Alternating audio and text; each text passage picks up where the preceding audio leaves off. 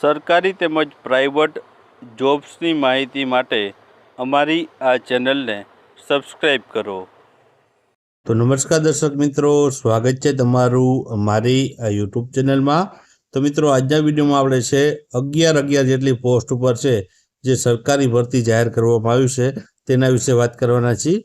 Total 11 post ઉપર છે ભરતી રહેલી છે, જેમાં ગ્રેજ્યુએશન છે, પછી છે જે એન્જિનિયરિંગની ભરતી છે, સાથે સાથે સેનેટરી ઇન્સ્પેક્ટર, સ્ટાફ નર્સ જે છે, FHW, MPHW જે છે, જુનિયર ક્લાર્ક વગેરેની પોસ્ટ માટેની ભરતીની જાહેરાત છે બહાર પડેલી છે.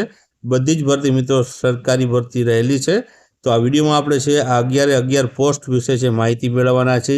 તેની ઉંમર મર્યાદા કેટલી છે, પગાર ધોરણ કેટલો આપવામાં આવશે, લાયકાત શું રહેલી છે અને કેટલી જગ્યા ઉપર ભરતી છે અને ક્યાં સુધી તમે છે આના ફોર્મ ભરી શકશો વગેરે માહિતી આપણે છે આ વિડીયોમાં જોવાના છીએ. તો વિડીયોમાં છે શરૂઆતથી અંત સુધી બન્યા રહેજો. તો ચાલો આપણે વિડીયોની શરૂઆત કરીએ. તો મિત્રો, અહીં તમે જોઈ શકો છો ભાવનગર મહાનગરપાલિકામાં છે મિત્રો આ ભરતીની જાહેરાત બહાર પડી છે, જેમાં ટોટલ 11 પોસ્ટ છે. તેમાં આપણે જે છે પોસ્ટ વાઇઝ જે છે લાયકાત, પગાર ધોરણ અને ઉંમર જોશું. ત્યારબાદ છે કેટલી જગ્યા છે તે જોશું અને ક્યારથી ફોર્મ ભરાશે તે વગેરે માહિતી જોવાના છીએ. તો પહેલી જે પોસ્ટ છે મિત્રો વહીવટી અધિકારી માટેની પોસ્ટ છે, જેમાં લાયકાતની વાત કરીએ તો ગ્રેજ્યુએશન છે જેમાં માગવામાં આવેલું છે. પગાર ધોરણની વાત કરીએ તો 53,000 રૂપિયા જેવો છે પગાર ધોરણ છે તમને આમાં આપવામાં આવશે અને મહત્તમ વયમર્યાદા છે 35 વર્ષ સુધીની મહત્તમ વયમર્યાદા રાખવામાં આવેલી છે. ત્યારબાદ આગળ બીજી પોસ્ટની વાત કરીએ તો નાયબ કાર્યપાલ જે છે એન્જિનિયર સિવિલ માટેની આ જગ્યા ઉપર ભરતી છે, જેમાં લાયકાત છે BE સિવિલ અથવા તો BTECમાં સિવિલ કરેલ હોય તે ઉમેદવાર છે એપ્લાય કરી શકે છે. પગાર ધોરણની વાત કરીએ તો 53,000 રૂપિયા છે ફિક્સ પગાર આપવામાં આવશે અને મહત્તમ જે વયમર્યાદા છે 35 વર્ષ સુધીની રાખવામાં આવેલી છે. ત્યારબાદ આગળ આપણે વાત કરીએ તો આગળ ત્રીજી પોસ્ટ છે સ્ટાફ નર્સ માટેની જે જગ્યા છે, જેમાં લાયકાત છે BSc નર્સિંગ છે માગવામાં આવેલી છે.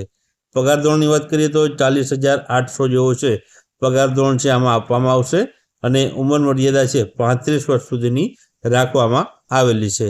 ત્યારબાદ ચોથી પોસ્ટ છે ટેકનિકલ આસિસ્ટન્ટ ઇલેક્ટ્રિક માટેની છે, જેમાં લાયકાતમાં BE ઇલેક્ટ્રિકલ અથવા તો BTEC ઇલેક્ટ્રિકલ કરેલું હોય તે ઉમેદવાર એપ્લાય કરી શકે છે.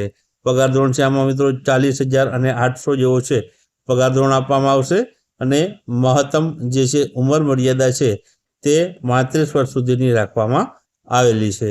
ત્યારબાદ આગળ આપણે પાંચમી જે ભરતી વિશે વાત કરીએ તો પાંચમી જે ભરતી છે તે ફાર્માસિસ્ટ માટેની ભરતી છે, જેમાં લાયકાત છે D ફાર્મ અથવા તો B ફાર્મ કરેલું હોય તે ઉમેદવાર છે આમાં એપ્લાય કરી શકે છે. પગાર ધોરણ છે 40,800 છે અને ઉંમર મર્યાદા છે મહત્તમ 35 વર્ષ સુધીની ઉંમર મર્યાદા ધરાવતા ઉમેદવાર એપ્લાય કરી શકે છે. ત્યારબાદ છઠ્ઠી પોસ્ટ છે ગુજરાતી સ્ટેનોગ્રાફર માટેની પોસ્ટ માટે ભરતી છે. લાયકાત છે ગ્રેજ્યુએશન કરેલું હોવું જોઈએ અને જે છે પગાર ધોરણ છે 40,800 છે રાખવામાં આવેલો છે અને 35 વર્ષ સુધીની મહત્તમ વયમર્યાદા છે આમાં રાખવામાં આવેલી છે. મિત્રો, આમાં ગુજરાતી અને જે ટાઈપિંગ જે છે તમને આવડવું જરૂરી છે. ત્યારબાદ આગળ વાત કરીએ તો અંગ્રેજી સ્ટેનોગ્રાફર, તો અંગ્રેજી સ્ટેનોગ્રાફરની ભરતી છે તેમાં પણ મિત્રો છે ગુજરાતી સ્ટેનોગ્રાફરમાં જેમ તમને છે ગુજરાતી ટાઈપિંગની જરૂર હોય છે તેમાં અંગ્રેજી સ્ટેનોગ્રાફરમાં અંગ્રેજીની જે છે ટાઈપિંગ તમને આવડવી જરૂરી છે. લાયકાતમાં મિનિમમ ગ્રેજ્યુએશન છે માગવામાં આવેલું છે અને પગાર ધોરણ છે 40,800 જેવો પગાર ધોરણ આપવામાં આવશે. ઉંમર મર્યાદા છે મિત્રો 35 વર્ષ સુધીની રાખવામાં આવેલી છે મહત્તમ વયમર્યાદા. ત્યારબાદ આઠમી પોસ્ટ છે ટેકનિકલ આસિસ્ટન્ટ માટે સિવિલ માટેની આ પોસ્ટ છે, જેમાં લાયકાત છે BE સિવિલ અથવા તો BTEC સિવિલ કરેલ હોય તે ઉમેદવાર છે એપ્લાય કરી શકે છે. આમાં પણ પગાર ધોરણ તમને છે 40,800 જેવું આપવામાં આવશે અને 35 વર્ષ સુધીની મહત્તમ વયમર્યાદા ધરાવતા ઉમેદવાર એપ્લાય કરી શકે છે. ત્યારબાદ આગળ આપણે વાત કરીએ તો આગળ જે છે નવમી પોસ્ટ છે ફિમેલ હેલ્થ વર્કર માટેની, જેમાં લાયકાતની વાત કરીએ તો ANM અથવા તો ડિપ્લોમા નર્સિંગ કરેલ હોય તે ઉમેદવાર એપ્લાય કરી શકે છે. પગાર ધોરણ છે આમાં 26,000 રૂપિયા ફિક્સ પગાર આપવામાં આવશે અને મહત્તમ 35 વર્ષની વયમર્યાદા છે. 10મી પોસ્ટ છે મિત્રો મલ્ટીપર્પઝ હેલ્થ વર્કરની.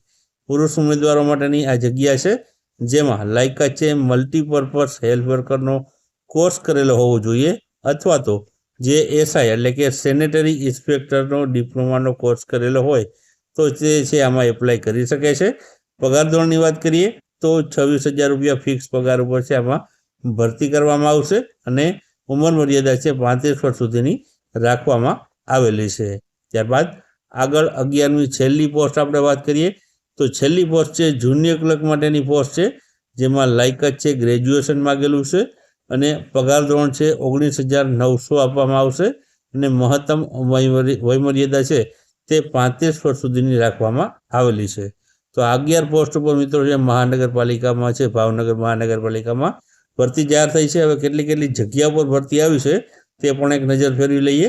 તો મિત્રો અહીં તમે ભરતી વિશે માહિતી જોઈએ તો મલ્ટીપર્પઝ હેલ્થ વર્કરની વાત કરીએ તો 27 જગ્યા છે, ફિમેલ હેલ્થ વર્કરની 30 જગ્યા છે, સ્ટાફ નર્સની 5 જગ્યા, વહીવટી અધિકારીની 1 જગ્યા છે, નાયબ કાર્યપાલ ઇન્જિનિયર સિવિલની 1 જગ્યા છે, સેનેટરી ઇન્સ્પેક્ટરની 2 જગ્યા છે.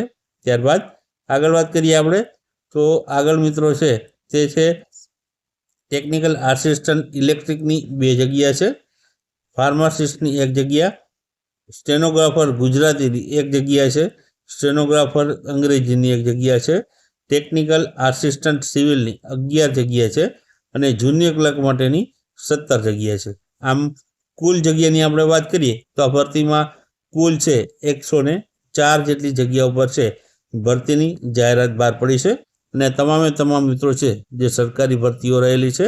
હવે આપણે આગળ વાત કરીએ તો આ ભરતીમાં મિત્રો તમે જોશો કે ફોર્મ ભરવાની જે શરૂઆત છે ક્યારથી થવાની છે તો 18/10/2025થી મિત્રો આમાં ફોર્મ ભરવાની છે તે શરૂઆત થવાની છે, અને ફોર્મ ભરવાની છેલ્લી તારીખ આપેલી છે 8/11/2025 ફોર્મ ભરવા માટેની છેલ્લી તારીખ છે. ત્યાં સુધીમાં તમારે છે આના ઓનલાઈન ફોર્મ છે તે ભરવાના રહેશે. ખાસ યાદ રાખજો 18/10થી શરૂઆત થઈ છે અને 8/11 સુધી છે તમે આના ઓનલાઈન ફોર્મ ભરી શકશો.